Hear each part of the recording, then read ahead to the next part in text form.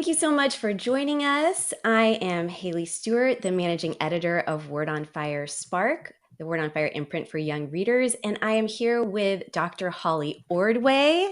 So excited to talk to you, Holly. Dr. Ordway is the Cardinal Francis George Fellow of Faith and Culture for the Word on Fire Institute, and she is also visiting professor of apologetics at Houston Baptist University.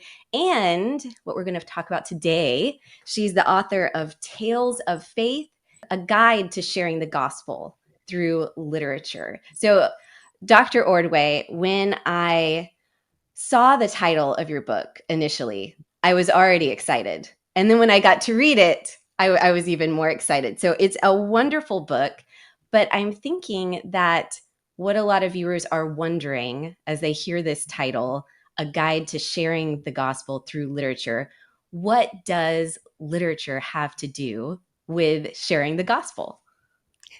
Well, that's a great question. And really, it's all about the incarnation. And now you might think, what is that possible connection? But the truth is that our Christian faith is not just a bunch of abstract facts that we know about God. We believe that God became man, that he, joined us, that Jesus is fully God and fully man in the incarnation, and that this is how we are saved, by that being drawn up into God. So the incarnation is not just some sort of theological trivia point, it's the foundation for our salvation. Without the incarnation, we couldn't have had the crucifixion and the resurrection. And so, how do we convey the truth of our faith, given that the faith is quite literally embodied? So, we can't just say facts about God. Oh, it's useful to know these things. We need to find a way to present the faith as it's lived out in our lives. And stories are a really fantastic way to do that. Human beings are just storytelling creatures. We make songs, we make poetry, we tell stories. We have done that as far as we can tell ever since we had language.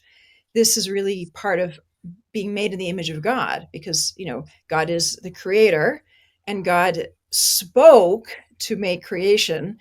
Through the word all things were made. So it's natural that this storytelling capacity is really linked to living out the life of faith. So when we're using stories to communicate truths of the faith in a sort of embodied way, with characters and situations and scenes and settings and things that happen, we're kind of working with the grain of our faith, and not against it. And so it becomes a really powerful way to share that sort of experience. What is it like to believe? What is it like to live out your life as a Christian? And that's where stories and poetry are so valuable. That's a wonderful way to express that. Having, in some ways, it gives us this common language to communicate, even across maybe different worldviews. If we have stories, then we're able to kind of bridge that gap a little bit to talk about these big ideas that are difficult to discuss across worldviews.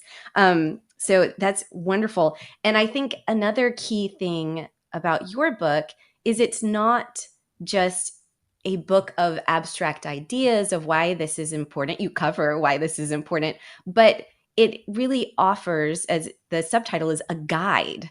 It's a guide. And so would you talk a little bit about the way that you formatted it as a practical guide for Christians to learn to read literature well and then use that as a jumping off point to share the gospel?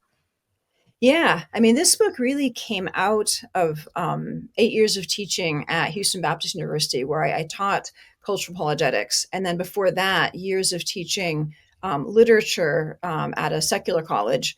So I've had a long background of teaching literature, teaching the arts, trying to convey, truths about the human experience, and explicitly about what it means to be a Christian through these stories. And medieval literature and ancient literature are areas that I've taught a lot.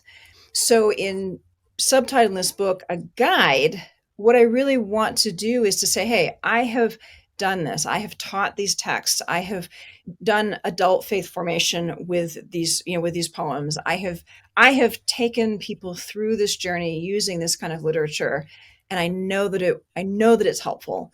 And let me share some of my insights, and let me give you some guidance as to how you can use these insights to, to talk with other people. So that really is how the whole book is structured. This idea of, come with me. I've been here. I've done this. Let me equip you to go confidently and to do the same. So I'm hoping, first of all, that this is going to be a really helpful resource for anybody who is doing any teaching of literature. And that might be homeschool parents, it might be teachers, and especially in classical Christian schools or any Christian school, or even teachers who, as I once was, are teaching in a secular environment and want to at least provide some opportunities to get their students to be thinking about these deeper themes. But they can't just say, okay, we're going to read this Christian text, because that would just not work. And also, even in a Christian environment, I think we can jump too quickly to kind of force feeding people these, here are great ideas, here's insights about the gospel, here's something allegorical, here's something that's morally uplifting. And whenever you're given something like that, the temptation is to reject it because it's being sort of forced on you. So one of the things that is really important to me, and I talk about this in the first part of the book, is that we need to be able to enjoy literature and not just treat it as a utilitarian thing.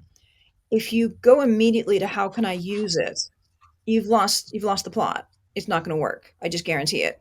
It just won't work. You have to appreciate what it is that you are sharing. And again, I also talk a little bit about the difference between appreciation and enjoyment. Here, I'll admit, I personally do not enjoy the Divine Comedy. This, people might think, oh, you should put in the book. Isn't this something she loves? Doesn't she read it before bedtime every night? No, I don't. But I appreciate it, and I have taught it often enough that I can see that other people just really resonate with it when they're given the opportunity to engage. So most of these books that I talk about and these poems I talk about are ones that I personally love. All of them are ones that I appreciate.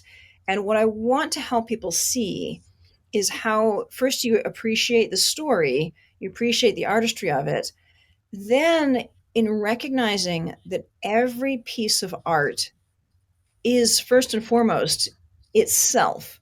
It is the story, complete in itself. And then when we respect that, when we are able to appreciate and to enjoy, that Beowulf is a rousing, good adventure story. It's just a great story. Dragons, monsters, it's awesome. So once we appreciate that, then we can invite people in and have some opportunities to talk about the deeper themes that come out of it. And it's not forced, because we're not murdering to dissect, as T.S. Eliot said. We're engaging with it. So, for instance, with Beowulf, I had great success teaching Beowulf both in a secular environment and in a Christian environment, covering essentially the same themes. Because Beowulf, the monsters are really a sort of visible embodiment of certain sins. Grendel is, very much envy. Grendel's mother is very much anger. The dragon is very much greed. Now, in a secular environment, I'm not going to use the word sin, because that's going to kind of freak people out a little bit. Oh, she's pushing Christian propaganda on us. But everybody recognizes envy and anger and greed. And to say, oh, well, let's talk about the effects of that. Let's talk about how does Beowulf overcome it. And so I'm actually able to have a profound discussion of sin and virtue with students that is not forced, that is not propagandizing, and they actually grasp it. And then, of course, with my Christian students, they can have the extra step of, oh, okay, this is actually helping me to understand what might have always been a slightly abstract concept, because we can't just assume that because you happen to be a Christian or in a Christian family that you have a deep understanding of things like sin or virtue or anything like that. They might just be pious vocabulary words. So that's the kind of thing that in Tales of Faith I'm doing with each of these pieces, trying to help people appreciate what's cool about it. Why is this a great work? Just a snapshot. There's so much I could say. Just a little taster, um, giving for each one an excerpt, so you don't have to go out and buy more books. Every book or poem that I talk about is either in full in this book, or there's an excerpt that stands alone, so you can read it. Get an adventure with Grendel. Get part of the Odyssey. Get this poem, and then I've got discussion questions and activities that are designed, and most of them tested, to have these conversations in ways that can bring out the themes sort of more naturally and not in a sort of heavy-handed, let's find the moral kind of way. Mm, I love that, Holly. I love what you're saying about being able to discuss things like vice and virtue and be able to understand them more clearly. I love to read Jane Austen novels and then talk about the vices and virtues that the characters, because people are still reading these books hundreds of years later. And whether someone is religious or not, if they're a big fan of Jane Austen, they have very strong opinions about the vices and virtues of different characters. So it provides this bridge, to start talking about these things. Why is this character a bad person? What is it that makes them like that? Are they capable of change? All these ideas that are really about every human soul. Literature offers the opportunity to dive into that in a way that isn't threatening. And And that's why, I love that. yeah, and this is really a big reason why I wrote this book. Obviously there's the teaching aspect, which I've talked about. So I'm hoping this will be very useful for homeschool parents, for teachers, for ministry leaders who are doing discussion groups. But also, I'm hoping that it'll be useful for any individual person, any individual Christian who says, I wish I could maybe find some ways to talk about my faith, more easily or more often, because this whole scary word evangelization, like what does that mean? A lot of times people think that it means they have to be sort of professionals and they have to have all these skills and they do public speaking, and no. Evangelization is just sharing the faith, sharing what you have with the people whom you love or people whom you come into contact with. But it can be hard to know how to do that, especially in our culture when a lot of people are extremely touchy and sensitive about talking about anything religious. They might just shut the conversation off as soon as anything religious comes up. So in this sense, classic literature can really provide a helpful bridge to get into these territories without being threatening, because these are classics for a reason.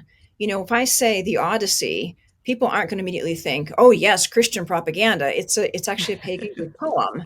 Or even something like Pearl, the Middle English poem, that's known as a classic text of Middle English. So it doesn't instantly say, modern Christian, evangelization written all over it. You can say, oh, well, I've really been getting into this old poetry, and it's really cool. And that's the sort of thing that I think can make some entry points for conversation, or even Divine Comedy. I mean, that's is obviously explicitly Catholic, but it's also one of the great works of world literature. So you could say, hey, I've been reading the Divine Comedy and it's just really neat. And that doesn't immediately put you in the category of that you're going to try and, drag them to church kicking and screaming, as if.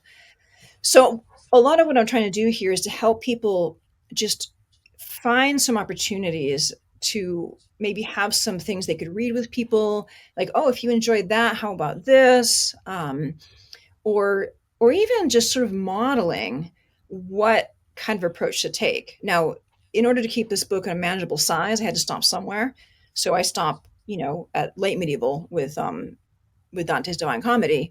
But what I'm hoping is that the approach that I'm taking about sort of appreciating the work first, finding, themes that are interesting and relevant when it comes to spiritual topics, and then finding ways to talk about them, which I model in discussion questions.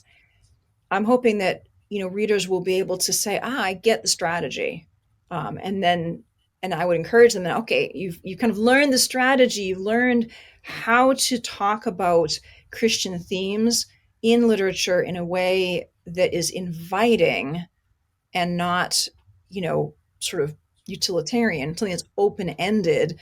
The conversation about Beowulf is not going to end with them saying, I want to be baptized, but it's going to end with them being a little bit more aware of, oh, well, these are neat ideas. And this whole understanding of virtue and vice, there's something to that. It's meaningful. That's something that you could apply, say, to Jane Austen, because, oh, you love Pride and Prejudice. Me too. Let's talk about that. And so I see this again as a guide, both for the specific text, but also for the approach. Mm. You are also a Tolkien scholar. And I was thinking about Tolkien as I was thinking about your inclusion of ancient pagan myth into this book.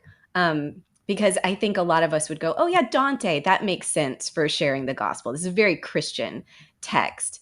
But for folks who are thinking, why would reading Greek mythology about the pagan gods be helpful? Or you're I was just thinking about Tolkien. He's so inspired by Norse mythology for his world that he creates that ends up being a very Christian world in its themes. So would you talk a little bit about what can Christians gain from diving into these pagan texts? Oh, I mean, such a great question. Well, I mean, to begin with, and this is something Tolkien writes about, that I mean, we are all made in the image of God, and God is the maker, the supreme artist. So we all have that impulse to be sub-creators, to be creating these imagined worlds. The ancient Greeks just as much as Dante. So that imprint of the image of God is there just as much in those stories, more distorted, without the light of revelation to illuminate it, but we're still seeing the imprint of the image of God in those stories. And I think it can be really helpful for Christians to engage fully with pagan literature, to come more to grips with what does it mean simply to be human, and then what does it mean to be redeemed in our humanity. Because when we're redeemed, we don't get just completely erased and remade. God redeems us in our humanity. He doesn't throw us away and start over. So there are elements that we can find in, say, the Greek myths or the Odyssey. We can say this is good. They had, through natural theology, some understanding of the virtues, for instance. What can we learn about that? How can we discern that? How can we see the ways in which it's incomplete, or flawed or confused? And that can be a really valuable training for engaging with people today who do not share our beliefs, but they are also made in the image of God.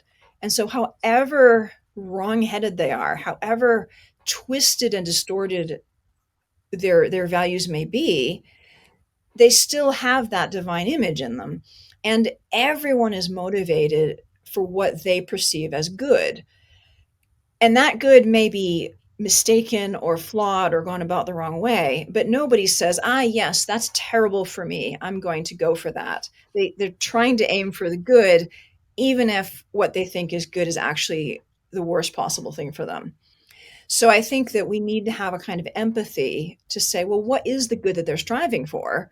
So that we can say, you want this path isn't going to get you there, but this one will, is much more effective than saying, you idiot, you're wrong about everything. Yeah, no one ever listens to that.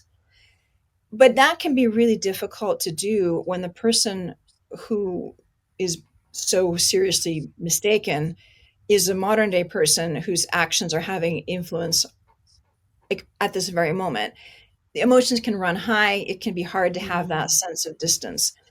So, one of the great gifts of ancient and medieval literature is the sense of distance. Now, this is a little bit counterintuitive because a lot of times people think, especially when choosing text for younger people, they think we can't choose the old stuff because it's not relevant. It's so old. We have to choose things that are relevant.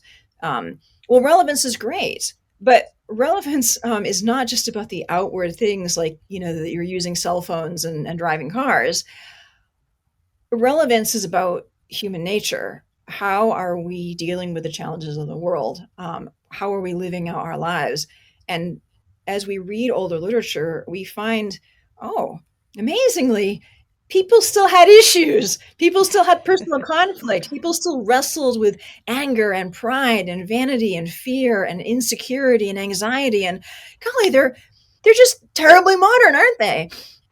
So there's a lot that's actually really relevant in the older literature.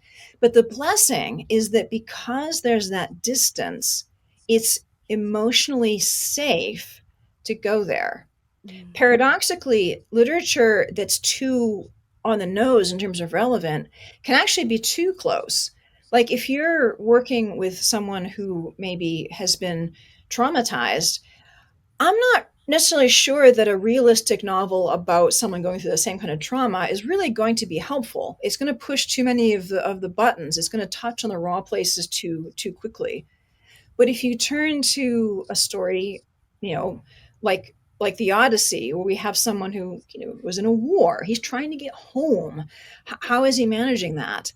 It can provide just enough distance to be able to kind of wrestle with some of these things, loneliness and dealing with coming back after a war, but without touching on the things that are going to say, oh, that's too close.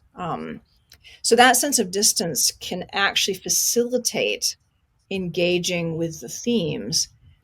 And I've found, especially for younger people, college students, that it helps them let down their guard, because this whole everybody wants to be cool, except I'm not really me. I've given up on that. Yeah, I'm not going to be cool. I've never been cool in my life, and not intending to start now. Um, but everyone wants to be accepted by their friends. Everybody, and for younger people, there's a lot of pressure about liking and disliking their current media, responding in certain ways to the media they're consuming, yet more pressure on them in addition to all the other things they're dealing with. So again, paradoxically, dealing with something that is so out of their regular scope of things can kind of liberate them and allow them to enter into it in a way that is slightly less self-conscious than it might be if it was contemporary. So there's a lot of liberation to be had in choosing these texts that are so different. It's like a foreign language, except that we're using in our own language.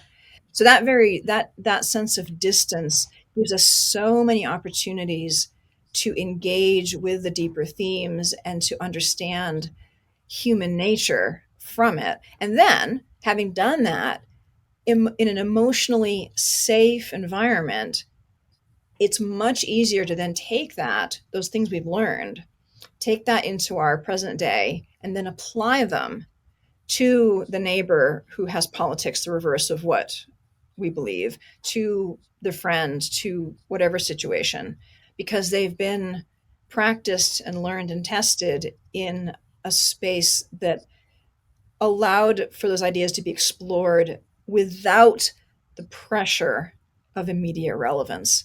And that's why this book is ancient and medieval. It's in order that it can be more relevant. I love that. And it was just making me think how sometimes we can have more clarity when we're removed from our environment. Like, this is why sci fi and fantasy writers are able to hone in on major problems in our time by setting them in this other world, because we're not encountering our biases and different things that would pop up if we were just presented with what we already know. That little bit of distance gives us some clarity that we Yeah, might not have. exactly. And also, I think the example of science fiction and fantasy are hugely popular, and rightly so. They're great genres. So if we want to say, well, if we want to engage with, say, younger people today, um, what will appeal? Well, that sense of strangeness, that sense of wonder. Mm. Well, we have to sort of get rid of this idea that just because something has a classic label, that therefore it's boring and stodgy. No, I mean, things are classics for genuinely for a reason most of the time. I mean, admittedly, there are some classics that I actually do consider to be boring and stodgy, but I didn't put any of them in this book. um, this is the wonderful thing about writing a book. You can actually choose what you work with. No stodginess in this book, as far as I could help it. Um, so something again like the Greek myths. These are exciting stories, and that's the kind of thing that once you set aside the kind of classic label, you think, oh wow, that's pretty cool. That's a neat story. Um, that's the kind of thing that is fun and exciting, and we have to have that sense of encountering it afresh. Set aside the fact that your 10th grade English teacher forced you to read it, and it was not a happy experience. It was 10th grade English. Let's look at the story as a story and say, oh well, this is actually pretty cool. I love that. I love that. So, this is a book not just for educators. It'd be a great resource for educators, but this is also a book for any Christian, right? Who just Absolutely. wants to learn how to engage literature in this way and have the kind of conversations with others using these things. So, I mean, I'm even imagining you could invite friends over for a book club night and read Beowulf. Absolutely. It's not that long. You just read Beowulf, have some food, and then talk about it. And this would give you the resources you might need to know, well, what questions should I ask for discussion? It kind of takes the hesitancy out of the equation because you've provided it all. Yeah, and in fact, if you wanted to have a book club, which is one of the purposes that I hope this book will be used for, I've tried to make it as easy as possible, because you want to do Beowulf? Well, there's a section from Beowulf in the book, and this book is made so that everyone has rights to reproduce the excerpts. So if you want to photocopy those excerpts and the discussion questions and send them around, Mm. you're explicitly allowed to do that. That's something I stipulated in this book because I want to make it a resource, so that you can do something like a book group and not have to worry about how many copies do I need to buy. I mean, I do hope people buy copies. That would be good. Yes, authors like to pay the mortgage and things like that. But I want to make it possible to have this kind of group thing. So yeah, it's right there. I want to get a taste of Dante's Divine Comedy. Which translation do I use and where do I start? Well, there are excerpts from Inferno, Paradiso, Purgatory, and Paradiso in this book, so you don't have to worry about it. Start right there, and they're keyed. They're matching the themes that I discuss in the introductions, so you don't have to worry about it. You want to have a discussion with your friends, get some wine and cheese, and go to hell, go to Inferno, and then go to Purgatorio, and then go to Paradiso. So we can have that kind of thing. But I want to add, Haley, that I think there's one more audience, and that is for individual Christians who want to become more integrated. And this is a really key point in my own apologetics work. We need to have more of an integration of our reason and our imagination. It comes back to what I said at the beginning. We are an incarnational faith. It's not just what we know, it's our whole lives. And in our culture, we often have a separation of reason and imagination. So we know things, but they're not terribly meaningful because the imagination hasn't enlivened them. So it may often be the case that someone might be a devout Christian, but has a fairly kind of flat understanding of things like virtue or sin or resurrection or heaven. And I'm hoping that in reading through Tales of Faith, that my introductions, reading the selections, using the discussion questions as just prompts for personal reflection, maybe with journaling, maybe just thinking about it, turn off the radio, turn off, in your car, and just think about it while you drive to work.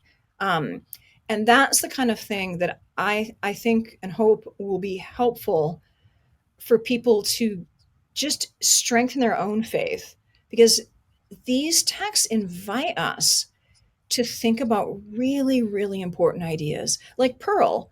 Pearl has this wonderful frame story of a father grieving at his baby daughter's grave, and then he has a vision of her in heaven, and she shares with him this is basically what heaven is like. Um, and it's so moving. Um, and it also gives us a vision of, well, what will heaven be like? And that's the sort of thing that I think we need. We need to have that imaginative vision combined with our understanding of what the church teaches about, say, heaven. So I'm hoping that this will be really useful for people simply to read for their own enrichment, to reflect on these texts, and then, of course, to be better equipped. So if somebody says, "Oh, I can't believe in the Christian idea of heaven, sitting on clouds playing harp sounds boring," then you, having meditated on this and thought about it and engaged imaginatively with a great poem that deals with this very issue, you'll be able more confidently to say, oh no, that's a simplistic, flat, stereotyped idea. We believe something much more interesting and rich and powerful than that. Even just that sense of confidence to know this isn't this is something better than what you think. I'm hoping that's something people will gain from this book. I love that. That's such a wonderful way to express that importance of imagination in cultivating our Christian faith. So, Dr. Holly Ordway, thank you so much for chatting with me about your new book. Thank you, everyone, for watching. The book is called Tales of Faith, a guide to sharing the gospel through literature. So, everyone needs a copy, no matter educator, individual, friend, book club, aspirer. It's for you. So thank you so much for watching and take care.